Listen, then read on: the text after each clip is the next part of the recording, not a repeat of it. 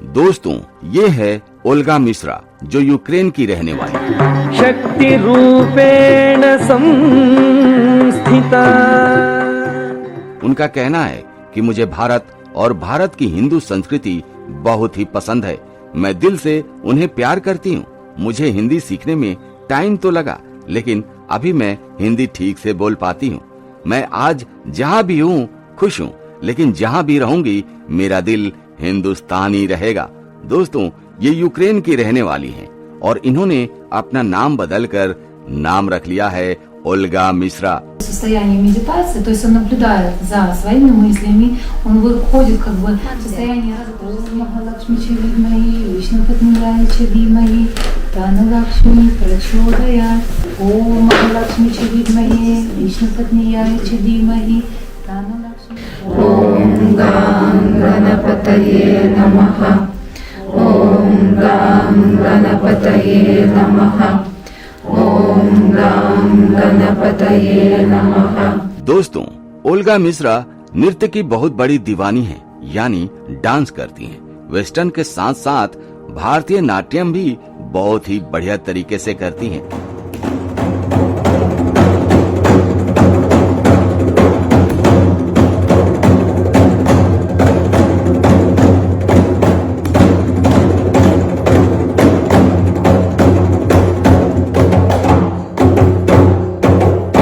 अगर हम बात करें ओल्गा मिश्रा की, तो ये भारत आकर दिल्ली में इन्होंने नृत्य प्रतियोगिता में भाग लिया था और उन्होंने भारत नाट्यम के बहुत सारी प्रतियोगिताओं को जीता है।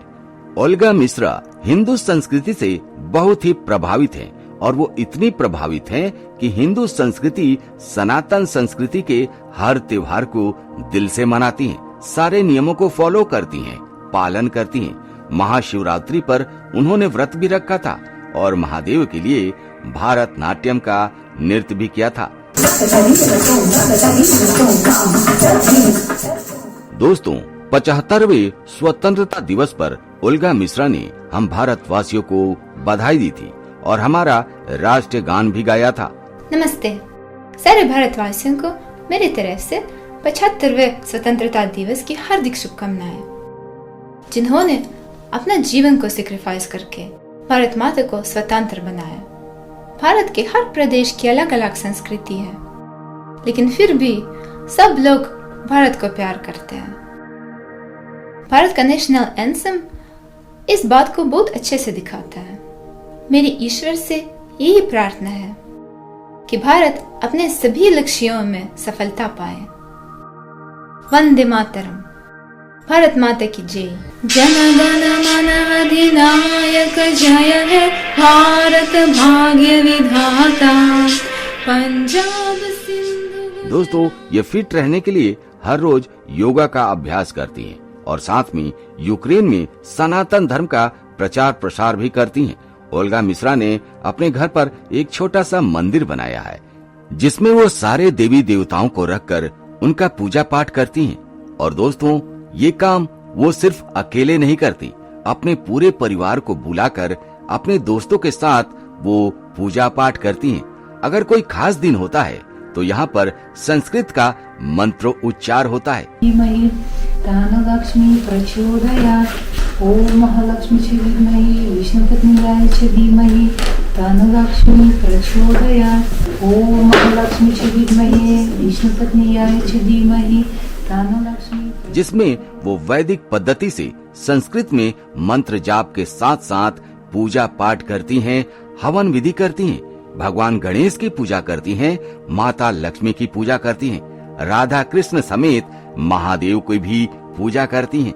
जी हाँ दोस्तों, और ये हमारे लिए बड़े ही गर्व की बात है, क्योंकि ये सनातन धर्म के बारे में समझती हैं और जानती हैं। ऐसा कई बार होता है कि बॉलीवुड के गाने पर ये डांस भी करती हैं।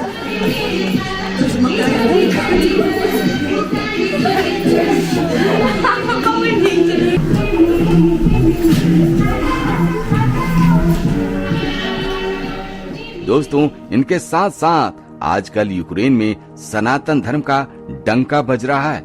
यूक्रेन में हिंदी सीखने के लिए वैदिक स्कूल भी खोला गया है। वहाँ संस्कृत की पढ़ाई भी कराई जाती है दोस्तों, यूक्रेन ने सनातन धर्म में इतना इंटरेस्ट दिखाया है कि लोगों की संख्या में हर रोज बढ़ोतरी हो रही है।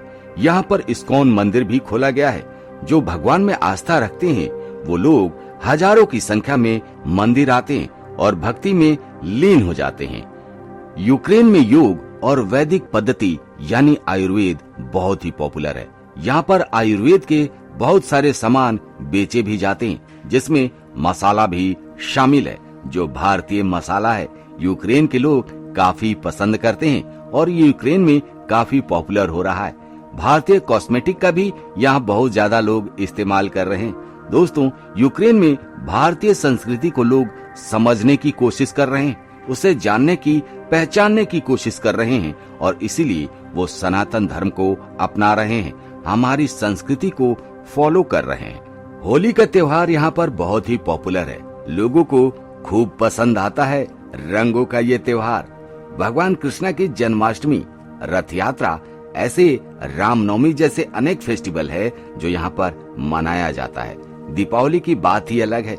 यूक्रेन में दीपावली पर तो जैसे पूरा देश जगमगा उठता है, ऐसा लगता है कि हम यूक्रेन में नहीं भारत में हैं। दोस्तों, यहाँ पे वैदिक पूजा पाठ भी और मंत्रों उच्चारण भी खूब किया जाता है। ये सारे काम यूक्रेन के लोग ही करते हैं। दोस्तों, यहाँ पे योग और आयुर्वेद का महोत्सव भी होता रहता है। यूक्रेन में सनातन धर्म एक अल्पसंख्यक धर्म है, जिसे लगभग 0.1% आबादी यानी लगभग 44,000 लोग मानते हैं। हालांकि यह संख्या कम है, फिर भी पश्चिमी यूक्रेन में इसका अनुपात थोड़ा अधिक है, जो लगभग 0.2% देखने को मिलता है। यूक्रेन में धार्मिक परिदृश्य पर अगर नजर डालें तो सबसे प्रमुख धर्म पूर्वी रूढ़िवादी ईसाई धर्म है, जिसे 88% से अधिक आबादी मानती है। इसके अलावा यहाँ लगभग 15.8% कैथोलिक है, लगभग 5 लाख मुस्लिम है और 4 लाख यहूदी भी निवास करते हैं। इन आंकड़ों के बीच यह जानना दिलचस्प बात है कि सनातन धर्म ने अपनी आध्यात्मिक गहराई और सार्वभौमिक सिद्धांतों के चलते कुछ यूक्रेनी नागरिकों को गहराई से प्रभावित किया है। ऐसे ही एक उदाहरण है यूक्रेन की मारिया, जिन्होंने भारतीय संस्कृति और दर्शन से प्रभावित होकर सनातन धर्म को अपना लिया है और अब कर्णेश्वरी के नाम से जानी जाती हैं। जी हाँ, कर्णेश्वरी। यह न केवल व्यक्तिगत रूप से इस आध्यात्मिक पथ पर अग्रसर हैं, बल्कि वे भारत की संस्कृति और सनातन धर्म के मूल्यों का प्रचार प्रसार करने का भी संकल्प ले चुकी हैं। सनातन धर्म, जिसे शाश्वत धर्म भी कहा जाता है, हिंदू धर्म की वह धारा है जो किसी वर्ग, जाति या संप्रदाय की सीमा में बंधे बिना सभी के लिए जीवन के शाश्वत सिद्धांतों और कर्तव्यों की बात करता है। यह जीवन के उच्चतम सत्य की ओर ले जाने वाला मार्ग है, जो आत्मा की शुद्धि, सेवा, करुणा और विश्व बंधुत्व को प्रमुखता देता है। भारत में आयोजित होने वाले महाकुंभ जैसे आध्यात्मिक आयोजनों में रूस और यूक्रेन से आने वाले संत भी देखे जाते हैं, जो एक ही आश्रम में रहकर सनातन धर्म की सार्वभौमिकता और इसकी आध्यात्मिक गहराई को अपनाते हैं। ये संत इस बात पर जोर देते हैं कि अध्यात्म की खोज किसी एक देश, भाषा या परंपरा तक सीमित नहीं होती। यह एक वैश्विक चेतना है जो मानव मात्र को जोड़ती है।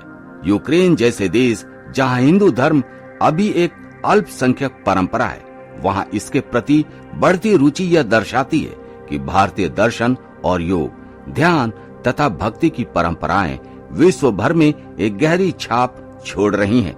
आने वाले समय में यह संभव है कि कर्णेश्वरी जैसी प्रेरणादायक शख्सियत यूक्रेन और यूरोप में सनातन धर्म के माध्यम से एक नई आध्यात्मिक लहर की शुरुआत करे।